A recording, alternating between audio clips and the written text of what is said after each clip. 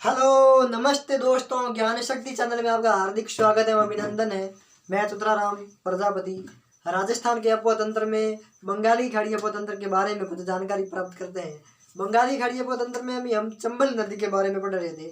चंबल नदी की सहायक नदियों के बारे में चंबल नदी की सहायक नदियों के बारे में देख रहे थे। चंबल की सहायक नदियों को दो भागों में बांटा गया है।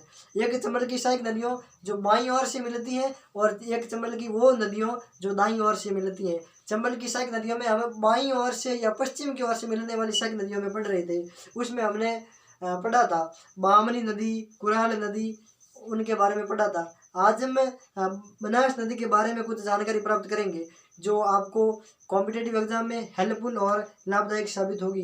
तो बनास नदी के बारे में वो जानकारी प्राप्त करेंगे जो आपको कॉम्पिटेटिव एग्जाम में मुख्य रूप से आने की संभावना है। ये है बेसिकली देखो, बनास नदी चंबल की सहायक नदी है और चंबल की सहायक बाईं ओर से मिलने वाली या पश्चिम की ओर से मिलने वाली सहायक नदी है। ठीक है, अब देखते हैं बनास नदी के बारे में। बोलो कौन सी नदी? बनास नदी। कैसी नदी? बनास नदी।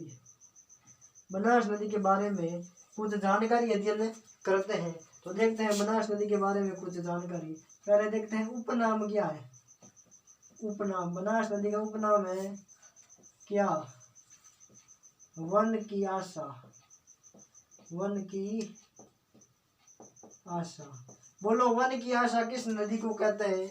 बनास नदी को कहते हैं। विशेष रूप से ध्यान रखना, पिछली बार 2020 में शायद राजस्थान पुलिस की परीक्षा में ये क्वेश्चन आया था कि वन की आशा किस नदी को कहा जाता है, तो आंसर था बनास नदी। विशेष रूप से ध्यान रखना, ठीक है।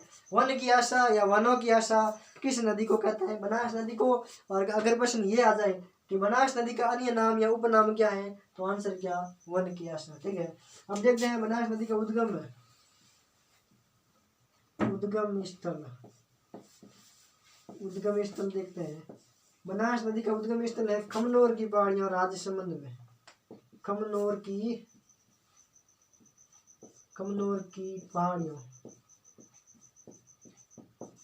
खमनोर की पहाड़ियों बोलो किस जिले में? तो आंसर है राजसमंद। कौन सा जिला? राजसमंद। बनास नदी का उद्गम खमनोर की पहाड़ियों राजसमंद से। अब देखते हैं परवा क्षेत्र। परवा क्षेत्र। परवा क्षेत्र है राजसमंद, चित्तौड़गढ़। चित्तौड़गढ़ के बाद में भीलवाड़ा। भीलवाड़ा के बाद में अजमेर। अजमेर के बाद में टोंक। टोंक के बाद में सवाई माधोपुर। बोलो कौन सा पुर है? सवाई माधोपुर है। और सवाई माधोपुर में एक जगह है जिसका नाम है रामेश्वर है। रामेश्वर है सवाई माधोपुर में।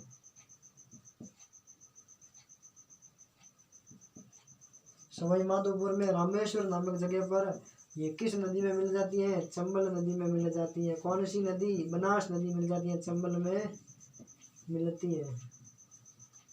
ठीक है, कॉन्सेप्ट क्लियर है।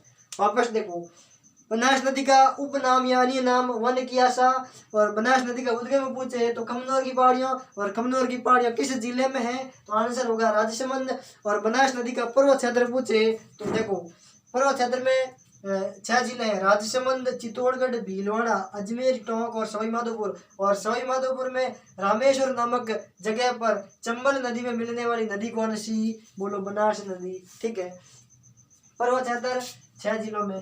कितने जिलों में? 6 जिलों में प्रवाहित होती है। 6 जिलों में प्रवाहित।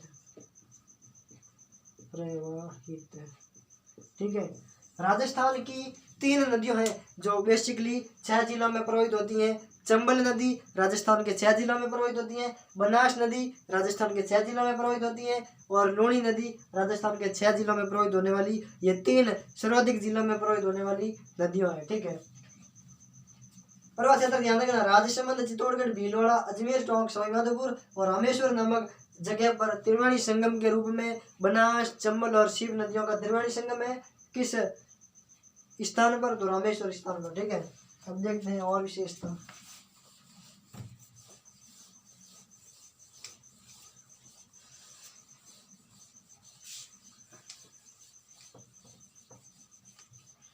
अब देखते हैं बनास की लंबाई।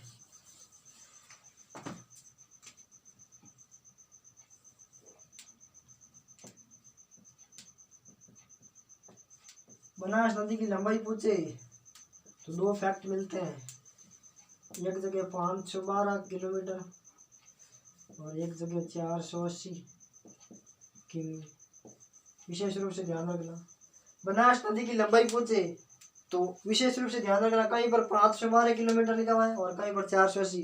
दोनों कॉम्पिटिटिव एग्जाम में विकल्प के रूप में नहीं होंगे, या तो 480 होगा या 512 होगा, दोनों विकल्प एक साथ नहीं आएंगे। ठीक है, तो बनास नदी की लंबाई पूछे तो बेसिकली ध्यान रखना 512 किलोमीटर, और ऑप्शन में अगर 512 किलोमीटर नहीं होकर 480 किलोमीटर हो तो आंसर क्या करना? 480 किलोमीटर। ठीक है, अब देखते हैं विशेषता, कुछ बेसिक विशेषता देख लेते हैं। पूर्णतः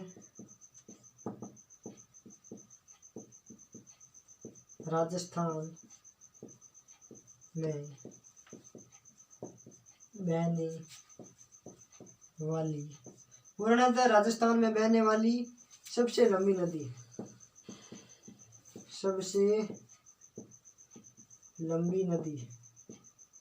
ठीक है, क्वेश्चन आ जाए पूर्णतः राजस्थान में बहने वाली सबसे लंबी नदी कौन सी? तो आंसर होगा बनास नदी। लेकिन क्वेश्चन ये आ जाए कि राजस्थान की सबसे लंबी नदी कौन सी? तो आंसर होगा क्या? चंबल नदी।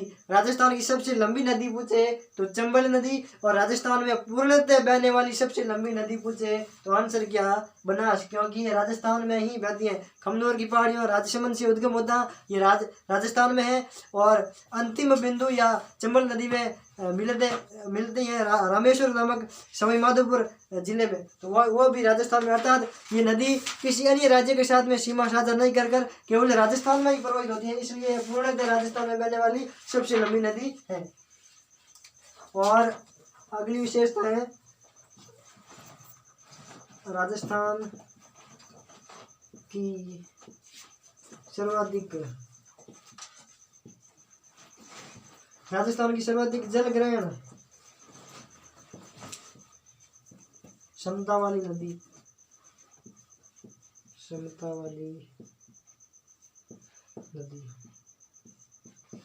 क्वेश्चन आ जाए राजस्थान की किस नदी में सर्वाधिक जल ग्रहण की क्षमता है? तो आंसर होगा बनास नदी। और पूर्णतः राजस्थान में बहने वाली नदी पूछे तो भी आंसर क्या? बनास नदी।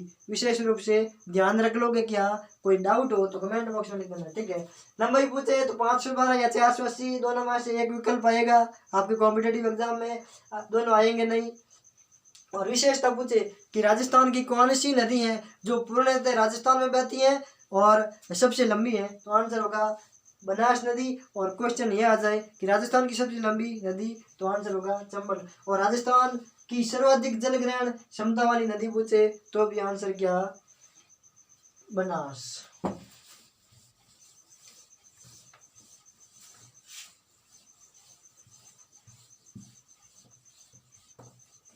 अब देखते हैं सहायक नदियों।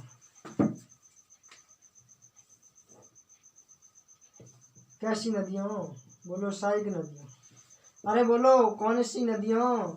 सहायक नदियों। और सहायक नदियों किसे कहते हैं? मुख्य नदी में अगर जो छोटी छोटी नदियां आकर मिलती हैं, अगर मुख्य नदी की जलधारा में अगर कोई अन्य नदियां आकर मिलती हैं तो वो अन्य नदियों सहायक नदियों के रूप में अपनी भूमिका निभाती हैं। तो सहायक नदियों में एक है बाईं ओर से मिलने वाली बनास की सहायक नदियों, और एक है दाईं ओर से मिलने वाली बनास की सहायक नदियों।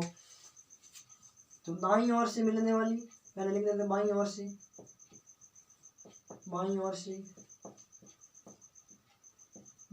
मिलने वाली में पूछे तो आंसर होगा कोठारी,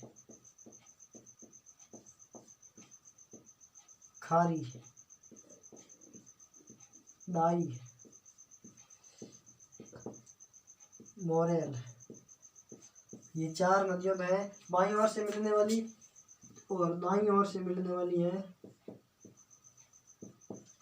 दाईं ओर से मिलने वाली, दाईं ओर से मिलने वाली में है बेड़च,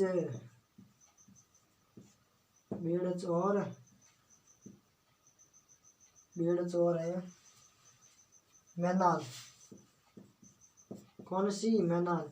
ये दो नदियां हैं जो दाईं ओर से मिलती हैं, और चार नदियां कोटारी, खारी, डाई और मोरेल ये है बाईं ओर से मिलने वाली। ठीक है, अब देख लेते हैं स्ट्रक्चर के माध्यम से संरचना बनाकर, ताकि आपको सरलता से समझ में आ जाए।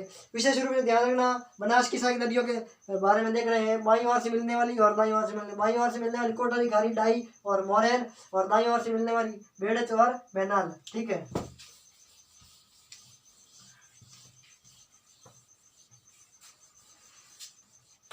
किसी भी प्रकार का कोई डाउट नहीं रखना है। बोलो, कोई रखोगे क्या?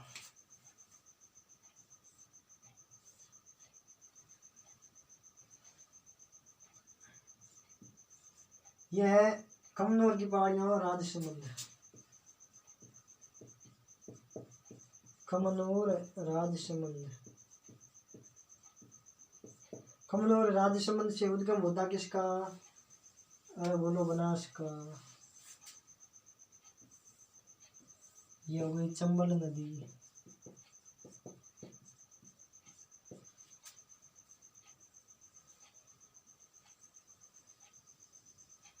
ये हो गई बनास नदी। बनास नदी, बनास नदी में एक आकर नदी मिलती है, कौन सी? बेड़च नदी। बेड़च, और एक आकर मिलती है बेड़च और मैनाल। ठीक है, ये तो हो गई कौन सी नदियों? दाईं ओर से मिलने वाली नदियों, बेड़च और मैनाल। उसके बाद में है ये कोटारी है, खारी है, डाई है और मोरेल नदियाँ है। ये हो गई कोठारी नदी, कोठारी नदी। ये हो गई खारी नदी, ये हो गई डाई नदी, ये हो गई मोरेल नदी। ठीक है, सुनो, यहाँ पर है रामेश्वर नामक स्थान पर। ये कौन सा स्थान? रामेश्वर, सवाई माधोपुर में। अंतिम बिंदु। ठीक है, सुनो, बनास नदी का उद्गम कमनौर की पहाड़ी राजसमंद से, और अंतिम बिंदु रामेश्वर सवाई माधोपुर में। सहायक नदियों के रूप में पूछे बाईं ओर और दाईं ओर से मिलने वाली। बाईं ओर से है कोठारी नदी, खारी नदी, डाई नदी और मोरेल नदी, और दाईं ओर से मिलने वाली में बेड़च नदी और मैनाल नदी हो। ठीक है, ये हो गई सहायक नदियों। देख लेते हैं राजसमंद में प्रवाहित होती है। राजसमंद